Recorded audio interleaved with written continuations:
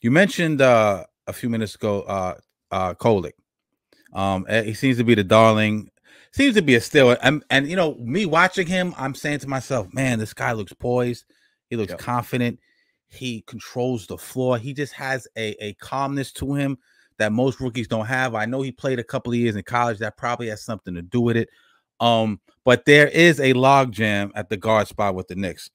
We bring in Campaign, a veteran guy who's going to give Jalen some rest off the bench, handling the ball. Obviously, we have Kolek, Brunson, and then we have Deuce, right? Now you're hearing rumblings. They possibly might put Deuce. They didn't add him in the Mikal Bridges trade, but you're hearing possibly for a backup center. You're hearing rumblings. I don't know how true that is. I like Deuce. I think he's a tips guy. I don't know if he's a quintessential point guard. He's more of a combo guy to me.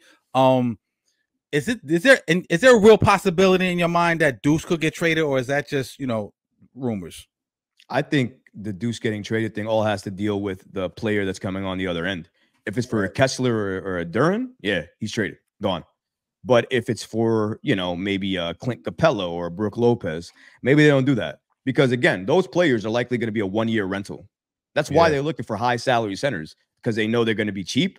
They're on a 1 year, likely not going to cost that much. And that's good for the Knicks because they don't have that much to give up. They got 2 first-round picks that are protected, maybe a pick swap. They got Deuce McBride, if you want to include them, Jericho Sims, which if you do that, you have no backup in terms of center anymore. So you create a whole nother problem if you trade them. And then obviously those protected picks if you want to include them. So that's your trade package if you're the Knicks. And then you got to think to yourself, what team is even going to want that for any particular center? The only one that comes to mind really is Nick Richards in terms of like the most obvious center that you could get right now for a cheap bargain, because Hornets not doing anything. They'll probably accept anything you want to give them for a player like that who's a backup for them. That would be a backup plus starter for you if Mitch goes down. So I think the role would be different. I can see the Knicks doing that, but I don't know if they would want to include Deuce in that. Deuce was a major piece for them last year. They saw how he broke out. His defense has been great.